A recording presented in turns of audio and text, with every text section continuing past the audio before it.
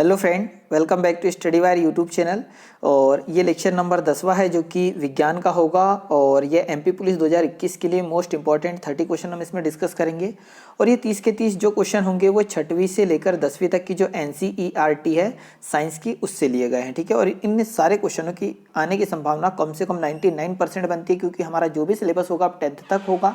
ठीक है, MP police का। और 10th तक का सिलेबस अगर होगा तो 10th तक एनसीईआरटी की अगर हम बात करें तो 2018 से हमारे यहाँ एनसीईआरटी आ गई है, मतलब पूरा पूरा उससे ही डेटा आएगा। तो इसमें जो भी क्वेश्चन हम आगे चल के डिस्कस करते रहेंगे। और अभी हम टोटल 9 लेक्चर अपलोड कर चुके हैं, तो आगे हम कम से कम 2 से 3 हज़ार क्वेश्चन और करने वाले हैं, क्योंकि हमने सारे क्वेश्चन इसके छाट लिए हैं 6वीं से लेकर 10वीं तक के एनसीईआरटी बुक के, और उसके ही क्वेश्चन हम आगे करने वाले हैं। ठीक है, तो अगर लेक्चर आपको अच्छा लगे आगे चल के तो इसे लाइक और शेयर जरूर कीजिएगा। ठीक है, तो आइए हम लेक्चर स्टार्ट करते हैं। लेक्चर नंबर 10वां क्वेश्चन नंबर 271 से स्टार्ट होगा, क्योंकि पिछले जो 9 लेक्चर हुए उनमें हम 270 तक क्वेश्चन डिस्कस कर चुके हैं। तो ये एक मोस्ट इंपॉर्टेंट क्वेश्चन में से एक होगा कि 271। ठीक है, क्वेश्चन नंबर, खालिस्तान परमाणु संख्या वाला एक तत्व एक क्षारकीय ऑक्साइड उत्पन्न करेगा। ठीक है, तो देखो हमको ये बोला है कि क्षारकीय ऑक्साइड उत्पन्न करेगा, तो सबसे पहले ये पता होना कि क्षारकीय ऑक्साइड कौन बनाता है।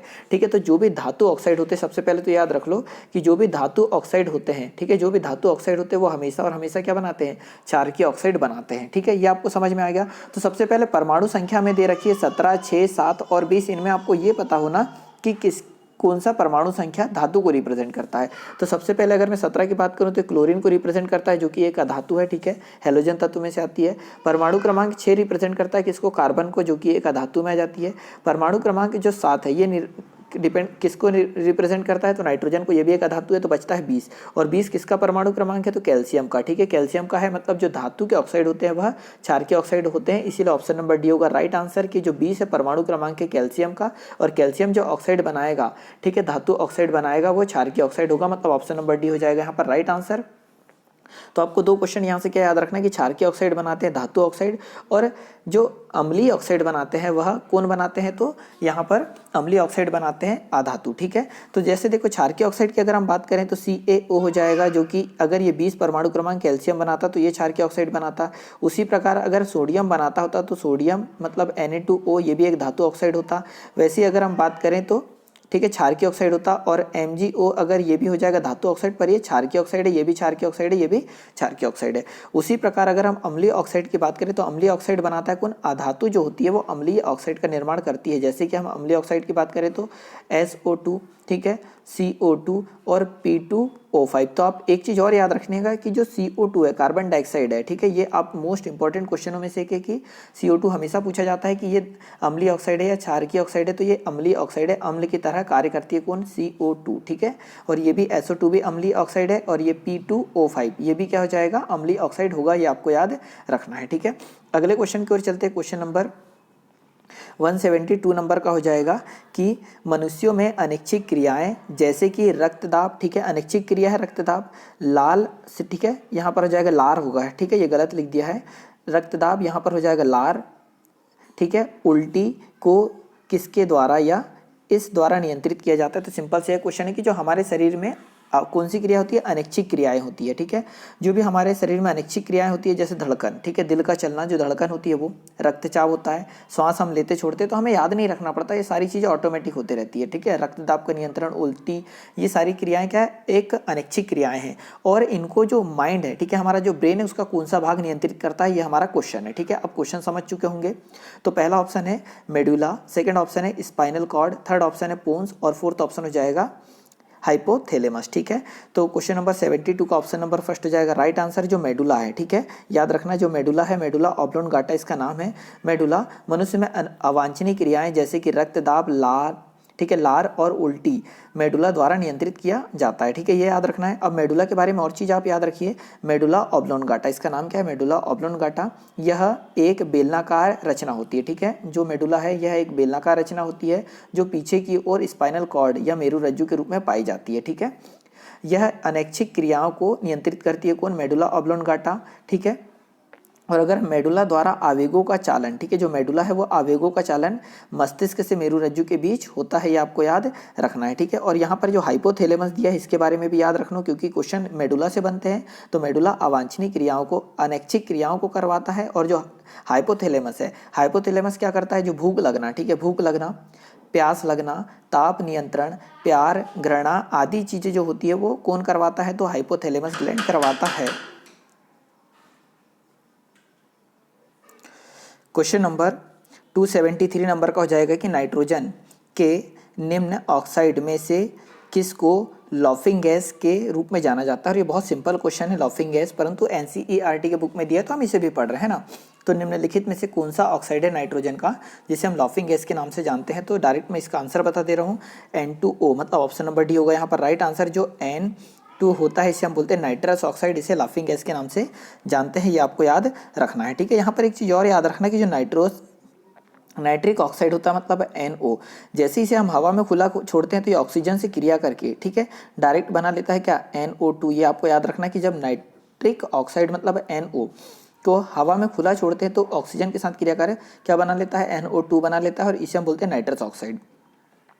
एक चीज़ और याद रखना कि जो नाइट्रस ऑक्साइड है, ठीक है, NO2, ठीक है, ये जो होती है निश्चेतक, निश्चेतक मतलब सुना होगा कि आपने एक अंग हम उसे बेहोश कर सकते हैं। मतलब अगर मान लो किसी अंग का ऑपरेशन होना है और उसे शून्य करना होता है तो उसे हम बोलते हैं निश्चेतक। तो निश्चेतक के रूप में N2O का यूज़ किया जाता है, नाइट्रस ऑक्साइड का यूज़ किया जाता है, ये आपको याद रखना है, ठीक है। अगले क्वेश्चन की ओर चलते हैं। क्वेश्चन नंबर हो जाएगा 274, ठीक है। और अगर आपको लेक्चर पसंद आ रहा हो तो इसे लाइक और शेयर जरूर करें, है ना। तो क्वेश्चन नंबर 274 हो जाएगा कि अवतल दर्पण का उपयोग नहीं है, ठीक है। तो जो अवतल दर्पण है उसका यूज़ कहाँ पर नहीं है, तो नहीं है, इस पे फोकस करना है कि अवतल दर्पण का यूज़ कहाँ नहीं होता है। तो टार्च में तो ये बिल्कुल होता है अवतल दर्पण का यूज़, सेविंग दर्पण के रूप में भी होता है और हेडलाइट में भी होता है। कहने का मतलब कि ये सेकंड जो है रिव्यू न्यू दर्पण के रूप में, ठीक है, रियर न्यू दर्पण के रूप में यह यहाँ पर उत्तल दर्पण का यूज होता है, ना कि अवतल का, ठीक है, ये आपको याद रखना है। अगला क्वेश्चन देखते हैं। क्वेश्चन नंबर हो जाएगा 275 की एक तत्व का परमाणु भार W, ठीक है। तो देखो यहाँ परमाणु भार कितना है, W है, और परमाणु संख्या कितनी है, N। इस परमाणु के केंद्र में प्रोटॉन की संख्या कितनी होगी। मोस्ट इंपॉर्टेंट क्वेश्चन हो जाएगा, अगर 9th क्लास की पुस्तक आप अच्छे से पढ़ेंगे तो वहाँ पर ये पढ़ने को आपको मिलेगा कि एक तत्व का परमाणु भार W है और परमाणु संख्या N है। तो इसमें तो इस परमाणु के केंद्र में प्रोटॉनों की संख्या कितनी होगी। तो सबसे पहले आपको ये पता होना कि जो प्रोटॉनों की संख्या होती है, ठीक है, जो प्रोटॉनों की संख्या होती है, प्रोटॉनों की संख्या हमेशा और हमेशा परमाणु संख्या के क्या होती है, बराबर होती है। तो हम ये बोल सकते हैं कि जो प्रोटॉनों की संख्या है वो भी क्या होगी, N ही होगी। मतलब ये बोलना चाह रहा हूँ मैं कि जो परमाणु संख्या होती है वही प्रोटॉनों की संख्या होती है किसी भी परमाणु में। मतलब आंसर क्या हो जाएगा, पहला होगा राइट आंसर कि N। अगर ये परमाणु संख्या को रिप्रेजेंट कर रहा है N, तो प्रोटॉनों की संख्या को भी कौन रिप्रेजेंट करेगा, N करेगा, ठीक है। और जितने प्रोटॉन होते हैं उतने ही क्या होते हैं, इलेक्ट्रॉन होते हैं। आपको याद रखना है कि किसी भी परमाणु में जितने प्रोटॉन होते हैं उतने ही इलेक्ट्रॉन होते हैं, परंतु न्यूट्रॉनों की संख्या क्या होती है, अलग अलग होती है। अगला क्वेश्चन देखते हैं, क्वेश्चन नंबर 276, ठीक है, कि किसी विद्युत चालक के किसी भी क्रॉस सेक्शन, ठीक है, किसी विद्युत चालक के किसी भी क्रॉस सेक्शन से 2 कूलाम का आवेश 1 सेकेंड में प्रवाहित किया जाता है तो उत्पन्न करंट की मात्रा ज्ञात कीजिए। तो देखो 2 कूलाम आवेश की बात हो रही है और 1 सेकंड के लिए प्रवाहित किया जाता है तो उत्पन्न करंट कितना होगा। तो आपको सबसे पहले फॉर्मूला पता होना कि I बराबर से क्या होता है, Q/T होता है, ठीक है। तो I मतलब क्या होती है, धारा, तो I बराबर से धारा, Q का आवेश क्या होता है, Q का मात्रा क्या होता है, कूलम। तो कितने कूलम की धारा प्रवाहित हो रही है, 2 कूलम, तो Q की जगह जाएगा 2, और समय कितना है 1। तो सॉल्व करेंगे तो फाइनली आ कितना जाएगा 2, तो 2 एम्पियर की धारा क्या होगी, प्रवाहित होगी। तो आपको ये फॉर्मूला याद रखना है कि I बराबर से Q/T होता है। तो Q का मान दिया है 2 कूलम, T का मान दिया है 1 सेकेंड, तो 2/1 करेंगे तो 2 एम्पियर की धारा प्रवाहित होगी। मतलब ऑप्शन नंबर सी हो जाएगा यहाँ पर क्या, राइट आंसर। अगला क्वेश्चन देखते हैं। क्वेश्चन नंबर हो जाएगा कौन सा, 277। तो 277 नंबर का क्वेश्चन हो जाएगा, मानव शरीर का पीएच स्तर होता है, ठीक है। तो मानव शरीर मतलब मानव में रक्त होगा और उसका पीएच स्तर कितना होता है। तो पहला ऑप्शन है 7.0 से 7.8, सेकंड ऑप्शन है 6.0 से 6.8, थर्ड ऑप्शन है यहाँ पर 6.0 से 0 और फोर्थ ऑप्शन है 7.0 से 8.6। ठीक है, तो देखो जो हमारे शरीर का पीएच मान होता है स्पेशली रक्त का, वो एक होता है क्षार। तो यहाँ पर ये अम्ल को रिप्रेजेंट करेगा क्योंकि ये 7 से कम है। अगर ये 7 से कम है ये वाला, तो ये किसको, अम्ल को रिप्रेजेंट करेगा, तो ये आंसर हो नहीं सकता। ये 7 से कम है तो ये आंसर हो नहीं सकता।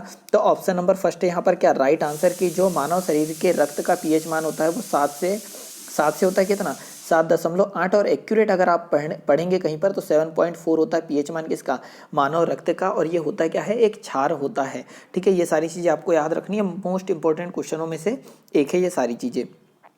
और भी चीज़ें याद रखना कि मानव रक्त का पीएच मान तो हमने 7.4 पढ़ लिया। ठीक है, वहीं पर जब हम क्या करते हैं, खाना खाते हैं। ठीक है, खाना खाते हैं हमारे दांतों का क्षरण होने लगता है, तो हमारे मुंह का पीएच मान किससे कम हो जाता है, तब दांतों का क्षरण होता है। तो जब मुंह का पीएच मान 5.5 से अगर कम हो जाए, ठीक है, मुंह का पीएच मान जब 5.5 से कम हो जाए तो दांतों का क्षरण प्रारंभ हो जाता है। और अम्लीय वर्षा किसको बोलते हैं, तो जब वायुमंडल का जो हम ये बोल सकते हैं, सॉरी 6.5 आएगा है ना, यहाँ लार का पीएच मान जब 6.5 से कम हो जाता है तो क्या हो जाता है, दांतों का क्षरण स्टार्ट हो जाता है, ये आपको याद रखना है। और जो मानव मूत्र होता है उसके पीएच मान की बात करें तो मानव मूत्र का पीएच मान कितना होता है, 6 होता है। और जो हमारे मुंह का, ठीक है, आगे देखते हैं अगला क्वेश्चन, क्वेश्चन नंबर 278 की विद्युत प्रवाह की अंतर्राष्ट्रीय मानक इकाई खालिस्तान है। ठीक है, तो विद्युत प्रवाह की अंतर्राष्ट्रीय मानक इकाई क्या है। ठीक है, तो मोस्ट इंपॉर्टेंट और सिंपल क्वेश्चन बोल सकते हैं कि विद्युत प्रवाह की इकाई क्या होती है, तो एम्पियर होती है। तो ऑप्शन नंबर सेकंड यहाँ पर हो जाएगा क्या, राइट आंसर। ठीक है, मैं कुछ चीज़ें बता रहा हूँ, आप इसे याद रख सकते हैं तो बहुत अच्छी बात है।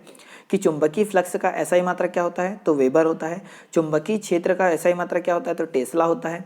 विद्युत विभवांतर का मात्रक क्या होता है, तो वोल्ट होता है। स्वप्रेरण गुणांक का एसआई मात्रक क्या होता है, तो हेनरी। और प्रत्यास्थता गुणांक का एसआई मात्रक होता है न्यूटन प्रति वर्ग मीटर। और प्रतिरोध का क्या होता है, ओम। ये आपको चीज़ें पता होगी। और जो मैंने बताए थोड़े इंपॉर्टेंट है और ये बोल सकते हैं कि इनको स्टूडेंट कम पढ़ता है, इसीलिए मैंने इन्हीं को डिस्कस किया है ना। बाकी छोटे छोटे मात्रक तो बहुत होते हैं जिनको हम डिस्कस नहीं कर रहे हैं। क्वेश्चन नंबर अगला हो जाएगा 279। ठीक है, तो 279 हो जाएगा कि न्यूलैंड के आवर्त वर्गीकरण। ठीक है, तो न्यूलैंड के आवर्त वर्गीकरण में 10वें तत्व निम्नलिखित में से किससे संबंधित होगा। तो देखो न्यूलैंड ने जो अष्टक नियम दिया था तो वो क्या था, इस प्रकार से था, पहले 1, फिर 2, फिर 3, फिर 4, फिर 5, फिर 6 और एक 7, ये था। और पहला किससे संबंधित है, 8वें से, तो यहाँ 8 आ जाएगा, फिर ये 9, फिर ये क्या हो जाएगा 10। तो ये समझना कि न्यूलैंड का अष्टक नियम 1 से लेकर 7 तक थे।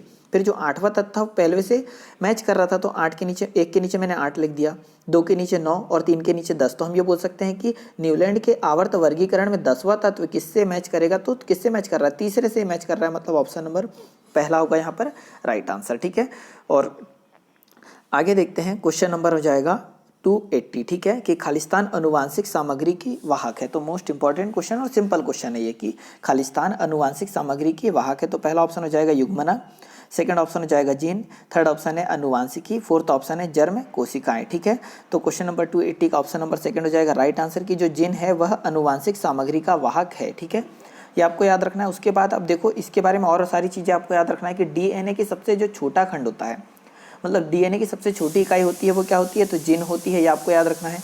अगली चीज़ ये याद रखना है कि जो जीन है इसका नाम किसने दिया था, तो ये दिया था जोहानसन ने। ठीक है, जीन शब्द का नाम कौन ने दिया था, जोहानसन ने दिया था। और कब दिया था, तो 1909 में दिया था। तो 1909 में जोहानसन ने जीन शब्द का यूज़ किया था, ये आपको याद रखना है। ठीक है, और गुणसूत्र में पाए जाने वाले अनुवांशिक पदार्थ को जीनोम कहते हैं। जो गुणसूत्र होता है उसमें पाए जाने वाले अनुवांशिक पदार्थ होता है उसको क्या कहते हैं, तो जीनोम कहते हैं। और वहीं पर जेनेटिक शब्द का सर्वप्रथम प्रयोग की अगर हम बात करें, एक जेनेटिक होता है और जेनेटिक शब्द के सर्वप्रथम प्रयोग की बात करें तो विलियम वेटिसन ने किया था। ठीक है, विलियम वेटिसन ने 1905 में किया था किसका प्रयोग, तो ये हम बात कर रहे हैं जेनेटिक्स का। ठीक है, और हम आगे देख लेते हैं कि जिन की, ठीक है, एक चीज़ और याद रखना, हमारे इंडियन है कि जिन्होंने जेनेटिक कोड का नाम आपने सुना होगा, तो जेनेटिक कोड की रचना किसने की थी, तो हरगोविंद खुराना ने की थी। किसने जेनेटिक कोड की रचना किसने करी थी, मतलब किसने सबसे पहले प्रस्तुत करी थी, तो हरगोविंद खुराना ने करी थी, ये आपको याद रखना है। और एक चीज़ और आपको याद रखना कि एक जीन के द्वारा एक एंजाइम का संश्लेषण होता है, समझना कि एक जीन के द्वारा एक एंजाइम का संश्लेषण होता है। इस सिद्धांत की खोज की थी बिडल और टेटम ने। ठीक है, बिडल और टेटम ने क्या करा था कि एक जीन के द्वारा एंजाइम का संश्लेषण होता है, ये 1948 में इन्होंने बताया था। तो मैंने जो 4 से 5 चीज़ें बताई आपको वो याद रखना है, बाकी इस क्वेश्चन का आंसर जीन था। क्वेश्चन नंबर 281 हो जाएगा कि जीवन की उत्पत्ति के बारे में ओपेरिन का सिद्धांत किससे संबंधित है? मोस्ट इंपॉर्टेंट क्वेश्चन कि जीवन की उत्पत्ति के बारे में ओपेरिन का सिद्धांत किससे संबंधित है? तो पहला ऑप्शन है जैविक विकास, सेकंड यहाँ ऑप्शन हो जाएगा रासायनिक विकास, थर्ड ऑप्शन है भौतिक विकास और फोर्थ ऑप्शन है कृत्रिम विकास। तो ऑप्शन नंबर सेकंड यहाँ पर हो जाएगा राइट आंसर। ठीक है, कि जो जीवन की उत्पत्ति के बारे में ओपेरिन का सिद्धांत है वह रासायनिक विकास से संबंधित है। ठीक है, ये आपको याद रखना है। और जो जीवन की उत्पत्ति लगभग 50 करोड़ वर्ष पूर्व मानी जाती है, ये आपको याद रखना है। थर्ड, आपको इसी क्वेश्चन से ये याद रखना है कि जो आर्की बैक्टीरिया होते हैं, आप अगर पढ़ोगे बैक्टीरिया के बारे में, प्रोकैरियोटिक कोशिकाओं के बारे में, तो ये आपको पढ़ने को मिलेगा कि आर्की बैक्टीरिया को प्राचीनतम जीवित जीवाश्म कहा जाता है। ठीक है, जो आर्की बैक्टीरिया होता है उसको प्राचीनतम जीवन जीवाश्म कहा जाता है। बाकी ये क्वेश्चन क्या था कि जीवन की उत्पत्ति के बारे में ओपेरिन का सिद्धांत किससे संबंधित है? रासायनिक विकास से संबंधित है। ठीक है, अगला क्वेश्चन देखते हैं। क्वेश्चन नंबर 282 आ जाएगा 282 कि जब कोई वस्तु बल की दिशा में 1 मीटर की दूरी 1 न्यूटन बल के द्वारा चलती है तो किया गया कार्य क्या होगा? तो कार्य का मात्रक सबसे पहले पता होना कि W बराबर से क्या होता है? F इंटू डी होता है। और F का मान दिया है कि 1 न्यूटन, क्योंकि बल का मात्रक क्या होता है? न्यूटन होता है, तो F की जगह 1 न्यूटन आ जाएगा। डी की जगह कितना दिया है? 1 मीटर आ जाएगा। तो W बराबर से कितना आ जाएगा? तो W बराबर से आ जाएगा 1, और 1 हम W को कार्य का मात्रा क्या होता है? जूल। तो फाइनली हम ये बोल सकते हैं कि जब कोई वस्तु पर 1 मीटर दूरी चलाई जाती है 1 न्यूटन का बल लगाकर, तो कार्य कितना होगा? तो 1 जूल होगा। तो ऑप्शन नंबर क्या हो जाएगा? सी हो जाएगा यहाँ पर राइट आंसर। ठीक है, और कार्य का ये आपको याद रखना है, सूत्र क्या होता है? तो W बराबर से F इंटू डी। W क्या है? बल, और F क्या है? विस्थापन। ठीक है, अगला क्वेश्चन देखते हैं। क्वेश्चन नंबर 283 हो जाएगा कि फाइटो हार्मोन क्या है? ठीक है, अच्छा क्वेश्चन है ये, आपको बहुत ध्यान से अगर आप 10वीं क्लास की पुस्तक पढ़ेंगे तो आपको ये मिलेगा, अदरवाइज आप समझ ही नहीं पाओगे कि ये लिखा कहाँ है।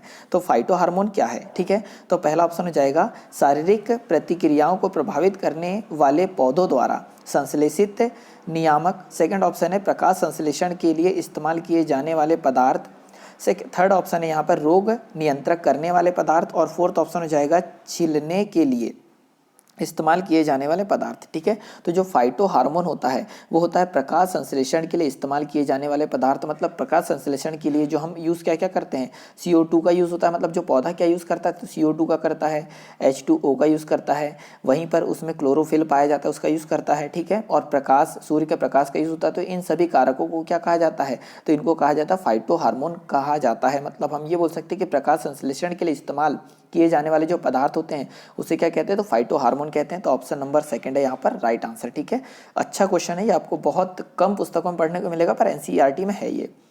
अगला क्वेश्चन है 284। ठीक है, 284 की प्रजातियों की व्यक्तिगत संख्या को बनाए रखने, ठीक है, प्रजातियों की व्यक्तिगत संख्या को बनाए रखने, मतलब जितनी है उतनी, और उनके विलोपन को रोकने के लिए निम्नलिखित में से कौन सा आवश्यक है? ठीक है, तो हम ये बोल सकते हैं कि हमारे यहाँ मान लो अभी कि 10 जनसंख्या, आपके घर में टोटल 10 मेंबर होंगे, और 10 से 11 हो जाए चलेगा, परंतु कम से कम 10 आगे भी बने रहे 2-4 पीढ़ी तक, तो क्या करना पड़ेगा? तो प्रजनन करना पड़ेगा। मतलब ऑप्शन नंबर थर्ड हो जाएगा यहाँ पर राइट आंसर। ठीक है, सिंपल क्वेश्चन में से है, और ये 6वीं 7वीं की पुस्तक में आपको मिलेगा। अगला क्वेश्चन है क्वेश्चन नंबर 285 की निम्नलिखित उदाहरणों में से किसमें एक एथलीट का त्वरित वेग अधिकतम होता है? मतलब एक एथलीट है, तो आपने देखा होगा कि एथलीट दौड़ता कहाँ पर है? कभी भी क्या चौकोर में दौड़ता है वो? ठीक है, एक आयताकार में दौड़ता है क्या? मतलब वर्ग में, आयताकार में, या षटकोणी में दौड़ता है क्या? इस प्रकार के नहीं। तो ये बहुत सिंपल सा क्वेश्चन है, आप इसे बता सकते हैं कि एक वृत्ताकार पथ अगर है तो वहाँ पर सबसे अधिक क्या होगा? त्वरित वेग होगा किसका? एक एथलीट का। तो ऑप्शन नंबर डी हो जाएगा यहाँ पर राइट आंसर। ये अपने आसपास आप देखते होंगे, और आप खुद तैयारी कर रहे हैं तो आप थोड़ी बहुत फिजिकल की ध्यान देते होंगे, तो ये चीज़ें आपने खुद ने एब्जॉर्व की होगी। अगला क्वेश्चन 286 हो जाएगा कि समापन रेखा को पार करने के बाद भी एक धावक भागना जारी क्यों रखता है? मतलब सिंपल सी बात है कि एक धावक इस प्रकार से गोलाकार मार्ग में दौड़ रहा है, मान लो यहाँ तक उसे दौड़ते आना है इधर से, तो यहाँ पर पहुँचने के बाद भी कुछ आगे तक चला जाता है, तो किसके कारण होता है? ठीक है, तो पहला ऑप्शन है यहाँ पर कि स्थिरता की जड़त्व उसे रोकने के लिए कुछ समय लेती है, सेकंड ऑप्शन है गति के जड़त्व उसे आगे बढ़ाती है, थर्ड ऑप्शन है यह सुनिश्चित करना चाहता है कि उसने रेखा को पार कर लिया है, फोर्थ ऑप्शन है उसके जूतों और जमीन के मध्य घर्षण उसका रेखा से आगे बढ़ने के कारण बनता है। तो सबसे पहले ये देखो, दो प्रकार का जड़त्व होता है, एक स्थिर का जड़त्व और एक गति का जड़त्व। ठीक है, उसके बाद हम आंसर बताते हैं। एक स्थिर का जड़त्व मतलब कोई वस्तु अगर स्थित है तो वह स्थित ही रहेगी जब तक हम उसमें कोई हलचल ना करें, अधिक फोर्स ना लगाएं, और कोई वस्तु अगर गतिमान है तो गतिमान ही रहेगी जब तक हम उसमें कोई बल ना लगाएं। अगर ये वस्तु गतिमान है तो इसमें पहले बल लगाना पड़ेगा। कहने का मतलब कि कोई धावक है ये, ठीक है, ये कोई धावक हो गया और ये दौड़ रहा है और इसे रुकने के लिए पहले बल लगाना पड़ेगा, और बल नहीं लगाएंगे तब तक ये गति करते रहेगा। मतलब गति के जड़त्व के कारण वह व्यक्ति क्या होता है, या वह एथलीट क्या होता है, आगे बढ़ जाता है। तो ऑप्शन नंबर सेकंड होगा राइट आंसर कि जब कोई समापन रेखा यहाँ पर दी है, कोई एथलीट दौड़ते हुए आ रहा है, उसे यहाँ रुकना चाहिए पर वो और आगे इसलिए बढ़ जाता है क्योंकि उसमें गति का जड़त्व होता है। तो ऑप्शन नंबर सेकंड है क्या, राइट आंसर। अगला क्वेश्चन हो जाएगा 287, ठीक है, 287 के निम्नलिखित गैसों में से किसकी वजह से ब्रेड या केक फूलता है। ये अच्छा क्वेश्चन है, ये भी 9th क्लास में आपको मिलेगा कि निम्नलिखित में से कौन सी गैस की वजह से ब्रेड और केक फूलता है। ये आपने देखा होगा, नम थोड़ा सा स्पंज टाइप का होता है ना, और नरम और सुगंधित बना रहता है। तो पहला ऑप्शन है N2, सेकंड ऑप्शन है H2, थर्ड ऑप्शन है CO और फोर्थ ऑप्शन है CO2, ठीक है। तो ऑप्शन नंबर डी होगा यहाँ पर राइट आंसर, ठीक है। 287 का क्या हो जाएगा, डी होगा राइट आंसर कि CO2 गैस के कारण क्या होता है, वो सुगंधित होता है, नम होता है और स्पंजी होता है और फूलता है, ठीक है। और इसमें किण्वन की क्रिया होती है, ये आपने पढ़ा होगा। अगला क्वेश्चन देखते हैं, क्वेश्चन नंबर 288, ठीक है, 288 क्या दिया है कि ध्वनि की दृढ़ता को दोहराए प्रतिबिंब, ठीक है, ध्वनि की दृढ़ता को दोहराए प्रतिबिंब का परिणाम होती है, इसे क्या कहा जाता है, ठीक है। तो पहला ऑप्शन है विरलीकरण, सेकंड है प्रतिध्वनि, थर्ड है गूंज और फोर्थ ऑप्शन यहाँ पर हो जाएगा प्रतिबिंब, ठीक है। तो ऑप्शन नंबर सेकंड यहाँ पर हो जाएगा राइट आंसर कि ध्वनि की दृढ़ता को दोहराए प्रतिबिंब का परिणाम होती है, उसे प्रतिध्वनि कहते हैं, ठीक है। अगला क्वेश्चन देखते हैं, क्वेश्चन नंबर 289 शायद है ना, 289 कि प्रकाश का क्वांटम सिद्धांत किसके द्वारा प्रदान किया गया था। अच्छा क्वेश्चन है कि प्रकाश का क्वांटम सिद्धांत किसके द्वारा दिया गया था। तो पहला ऑप्शन है आइंस्टीन, सेकंड ऑप्शन यहाँ पर हो जाएगा फैराडे, थर्ड ऑप्शन है न्यूटन और फोर्थ ऑप्शन है प्लैंक, ठीक है। तो मैक्स प्लांक ने दिया था क्या, प्रकाश का क्वांटम सिद्धांत, ये आपको याद रखना है, ठीक है। और अगर हम इसमें बात करें तो प्रकाश का क्वांटम सिद्धांत मैक्स प्लांक ने दिया था, और मैक्स प्लांक ने दिया कब था, तो ये 1901 में दिया था, ठीक है। प्रकाश का क्वांटम सिद्धांत 1901 में दिया था, कौन ने, तो ये दिया था प्लैंक ने, ये आपको याद रखना है। और इस सिद्धांत के अनुसार, जो थ्योरी बोल रहा हूँ मैं, आपको ये याद रखना, ये नियम है कि इस सिद्धांत के अनुसार किसी वस्तु से प्रकाश और ऊष्मा जैसे विकिरण ऊर्जा का उत्सर्जन या अवशोषण सतत नहीं होता, बल्कि सतत रूप से छोटे छोटे सवेष्टि में होता है, ठीक है, ये आपको याद रखना है। और इसका जो प्लैंक का नियम क्या था, तो E बराबर से था ये hv, ठीक है, या h न्यू भी बोलते हैं, आपको अलग अलग जगह पढ़ने को मिलेगा ये कि E बराबर से होता है क्या, h न्यू होता है। और h क्या है यहाँ पर, प्लैंक स्थिरांक है, न्यू क्या हो जाएगा, तो विकिरण की कंपनशीलता हो जाएगी, और E क्या हो जाएगा, तो क्वांटम ऊर्जा, ठीक है, ये आपको याद रखना है। और आइंस्टीन का एक समीकरण होता है, आइंस्टीन का समीकरण आपने पढ़ा होगा, E बराबर से mc², ठीक है, ये भी आप याद रखना, कौन ने दिया था, आइंस्टीन ने दिया था। अगला क्वेश्चन, क्वेश्चन नंबर 290 हो जाएगा कि सबसे कठोर प्राकृतिक पदार्थ क्या है। इंपॉर्टेंट क्वेश्चन है और सिंपल भी है, 80 to 90% स्टूडेंटों को तो डायरेक्ट आंसर इसका पता होता है कि जो कठोर पदार्थ कौन सा है, तो हीरा होगा, ऑप्शन नंबर सेकंड होगा राइट आंसर। और अगर मैं आपसे पूछ लूँ कि जो हीरा है वो किस प्रकार के पत्थर का उदाहरण है, तो किम्बरलाइट पत्थर से निकलता है क्या, हीरा, ये आपको याद रखना है। एक चीज़ और अच्छा क्वेश्चन हो जाएगा, जो काले रंग का हीरा होता है, ठीक है, एक काले रंग का हीरा होता है, इसे क्या कहा जाता है, तो इसे कहा जाता है बोट, ठीक है, क्या कहा जाता है, बोट कहा जाता है। तो काले रंग के हीरे को बोट कहा जाता है, ये आपको याद रखना है। और हीरे की जो संरचना होती है, ठीक है, हीरे की जो संरचना होती है वो याद रखना आपको चतुष्फलकी होती है, ठीक है। हीरे की संरचना किस प्रकार की होती है, तो चतुष्फलकी होती है, और ये विद्युत का क्या होता है, कुचालक होता है, ये सारी चीज़ें आपको याद रखना है, ठीक है। और एक क्वेश्चन और जो मोस्ट इंपॉर्टेंट है कि हीरे के जो बाहरी कक्षा में कितने मुक्त इलेक्ट्रॉन होते हैं, ये अगर अभी कभी पूछ ले आपसे तो 0, कोई भी मुक्त इलेक्ट्रॉन हीरे में नहीं पाया जाता, और ये किसी से भी क्रिया नहीं करता है। अगला क्वेश्चन, क्वेश्चन नंबर हो जाएगा 291 की हाल ही में सबसे विनाशकारी ज्वालामुखी, ठीक है, ज्वालामुखियों में से एक किलाऊ, ठीक है, किलाऊ ज्वालामुखी रहा है, यह कहाँ स्थित है, ठीक है। ये करंट अफेयर का क्वेश्चन डल गया है पर कोई बात नहीं। तो ये किलाऊ ज्वालामुखी कहाँ पर है, ये आपसे पूछा गया है। तो पहला ऑप्शन है हवाई, सेकंड ऑप्शन है वियतनाम, थर्ड है जापान और फोर्थ ऑप्शन हो जाएगा स्पेन, ठीक है। तो ऑप्शन नंबर फर्स्ट है यहाँ पर राइट आंसर कि हवाई द्वीप पर यह स्थित है, कौन सा, तो किलाऊ ज्वालामुखी। अगला क्वेश्चन हो जाएगा 292 की आधुनिक आवर्त सारणी में एक टेढ़ी मेढ़ी रेखा किससे अलग करती है। तो ये तो मैं कम से कम 10 बार पहले भी बता चुका हूँ कि ये होती है हमारी आवर्त सारणी, ठीक है, इस प्रकार की आवर्त सारणी होती है। और इधर साइड होती है क्या, धातु, और इधर साइड क्या होती है, ये धातु होती है इधर, इधर साइड होती है क्या, अधातु होती है, ठीक है, इधर अधातु होती है। और यहाँ पर आप पाई जाती है एक टेढ़ी मेढ़ी रेखा, ठीक है, और टेढ़ी मेढ़ी रेखा पर 7 धातु होती है, boron, silicon, germanium, arsenic, antimony, tellurium और यहाँ पोलोनियम, ठीक है। और ये जो टेढ़ी मेढ़ी रेखा है ये धातुओं को अधातु से अलग करती है, और ये जो टेढ़ी मेढ़ी रेखा पर जो तत्व उपस्थित होते हैं वो क्या होते हैं, उपधातु होती है। तो देखो ये टेढ़ी मेढ़ी रेखा धातु और अधातु को अलग कर रही है, तो ऑप्शन नंबर किधर है, धातु और अधातु, मतलब ऑप्शन नंबर डी हो जाएगा राइट आंसर, ठीक है, ये आपको याद रखना है। तो ये बाएं ओर क्या हो जाएगी, धातु, और दाएं ओर क्या होती है, अधातु होती है पीरियोडिक टेबल में, और ये आधुनिक आवर्त सारणी की बात कर रहे हैं हम। अगला क्वेश्चन हो जाएगा 293 कि मनुष्य में एक संयोजी ऊतक का उदाहरण को पहचानिए। तो यहाँ पर जो आपको एग्जांपल दे रखे हैं इनमें से कौन सा है जो संयोजी ऊतक का उदाहरण है, ठीक है। तो पहला ऑप्शन है मांसपेशियां, सेकंड ऑप्शन है रेशे, थर्ड ऑप्शन है हड्डी, फोर्थ ऑप्शन हो जाएगा कोशिका, ठीक है। तो ऐसा कौन सा है जो संयोजी ऊतक का उदाहरण है, तो ऑप्शन नंबर सी हो जाएगा राइट आंसर, जो हड्डी है, ठीक है, जो हड्डी है ये संयोजी ऊतक का उदाहरण है, ठीक है। तो ऑप्शन नंबर थर्ड होगा राइट आंसर। अगला क्वेश्चन देखते हैं 294 की कार्बन के उपयोग द्वारा अपचयन करके निम्न धातुओं में से किस को प्राप्त नहीं किया जा सकता। तो कार्बन के अपचयन द्वारा किसको प्राप्त नहीं किया जा सकता ये हमसे बोला गया है, ठीक है। तो पहला ऑप्शन है लोहा, सेकंड ऑप्शन है तांबा, थर्ड ऑप्शन है सोडियम और फोर्थ ऑप्शन है जस्ता, ठीक है। तो ऑप्शन नंबर सी हो जाएगा यहाँ पर राइट आंसर, जो सोडियम है, सोडियम प्राप्त नहीं किया जा सकता, कि सोडियम धातु को कार्बन के उपयोग द्वारा अपचयन करके प्राप्त नहीं किया जा सकता, ये आपको याद रखना है। और सोडियम धातु का जो निष्कर्षण है वो होता है स्पेशली सोडियम हाइड्रोक्साइड डाउन्स विधि द्वारा होता है ना, ये आपको याद रखना है। क्वेश्चन नंबर अगला हो जाएगा 295 कि जब सोडियम क्लोराइड, ठीक है, सोडियम क्लोराइड मतलब क्या, NaCl, सोडियम, जब सोडियम क्लोराइड को पानी, मतलब क्या हो जाएगा H2O, ठीक है, पानी का फॉर्मूला क्या हो जाएगा H2O।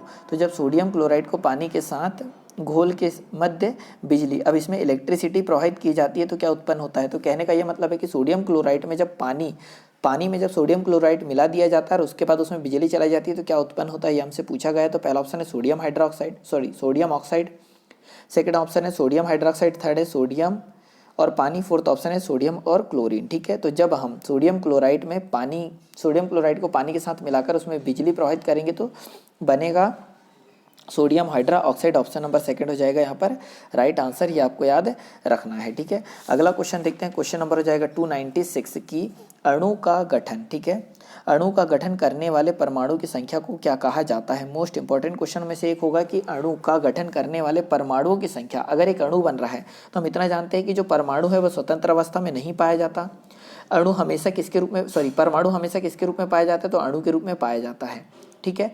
तो जो हम ये बोल सकते हैं जो अणु बन रहा है, एक अणु बन रहा है, उसके गठन करने वाले परमाणु की संख्या को क्या कहा जाता है। तो पहला ऑप्शन है आइसोटोप, सेकंड ऑप्शन है परमाणविकता, थर्ड ऑप्शन है परमाणविक संख्या, फोर्थ ऑप्शन है परमाणविक द्रव्यमान। तो ऑप्शन नंबर सेकंड यहाँ पर हो जाएगा क्या राइट आंसर, परमाणविकता कहते हैं, ठीक है। तो हम ये बोल सकते हैं कि जब अणु का गठन होता है और उसमें भाग लेने वाले परमाणु की संख्या को क्या कहा जाता है, तो परमाणविकता कहा जाता है, ठीक है। और चीज़ इसमें याद रखना कि जॉन डाल्टन थे, इन्होंने 1803 में परमाणु सिद्धांत को प्रतिपादित किया था, ठीक है। और परमाणु सिद्धांत की बात करें तो 1803 में जॉन डाल्टन ने करा था और रदरफोर्ड ने नाभिकीय सिद्धांत दिया था। ये अलग अलग दोनों चीज़ें आपको याद रखनी है। अगला क्वेश्चन अच्छा क्वेश्चन है 297 की एक हार्स पावर किसके बराबर होता है। और मेरे अनुसार तो जितने भी लोग इसे देख रहे हैं, ठीक है, और आगे चल के देखेंगे, सबको ये पता होना चाहिए कि एक हार्स पावर बराबर से कितना होता है, तो 746 वाट होता है। तो ऑप्शन नंबर फर्स्ट है यहाँ पर क्या राइट आंसर, ठीक है। अगला क्वेश्चन देखते हैं, क्वेश्चन नंबर 298 हो जाएगा कि तीसरे आवर्त में तत्वों के कक्षकों की संख्या कितनी होती है। तो क्या बोला है, तीसरे आवर्त में तत्वों के कक्षकों की संख्या कितनी होती है। तो एक ये पीरियोडिक टेबल बना इस प्रकार से, और पीरियोडिक टेबल में क्या तीसरे आवर्त, तो ये पहला आवर्त यहाँ हुआ, दूसरा आवर्त हुआ और तीसरा आवर्त हुआ। तो तीसरे आवर्त में कक्षकों की संख्या कितनी होगी, तो 3 होगी। तो ऑप्शन नंबर फर्स्ट हो जाएगा यहाँ पर राइट आंसर, ठीक है। बहुत सिंपल सी बात हो गई है, कोई ज़्यादा बड़ी बात नहीं है। अगला क्वेश्चन 299 हो जाएगा कि बर्फ पानी पर तैरता है, इसका घनत्व क्या होगा। आप अगर पानी में कूदोगे तो आप खुद ऊपर तैरने लगोगे, तो कहीं ना कहीं पानी का घनत्व आपसे अधिक है और आपका घनत्व कम है, तो जिसका घनत्व कम होता है वो तैरती है। तो बर्फ पानी पर तैर रहा है कि इसका कारण क्या है कि पानी का घनत्व के समान होता है क्या। सेकंड ऑप्शन पानी से अधिक होता है घनत्व और शून्य होता है और पानी से कम होता है। तो ऑप्शन नंबर डी क्या हो जाएगा राइट आंसर, की जो बर्फ का घनत्व पानी के घनत्व से कम होता है, इसलिए बर्फ पानी के ऊपर तैरती है। अगला क्वेश्चन नंबर 300वां हो जाएगा कि निम्न में से विषम की पहचान करो। अब 4 ऑप्शन आपको दे रखे हैं यहाँ पर, zinc hydroxide, copper hydroxide, sodium hydroxide और अमोनियम हाइड्रोक्साइड ये दिया है। इसमें से विषम की पहचान करना है, तो ऑप्शन नंबर सेकंड है यहाँ पर क्या राइट आंसर, सोडियम हाइड्रोक्साइड यहाँ पर विषम होगा। ठीक है, तो इस लेक्चर में इतना ही। लेक्चर अच्छा लगा तो इसे लाइक और शेयर जरूर करें और फर्स्ट टाइम चैनल पे आ रहे हैं तो चैनल सब्सक्राइब भी कर लीजिए। ठीक है, वीडियो देखने के लिए बहुत बहुत धन्यवाद। जय हिंद, जय भारत।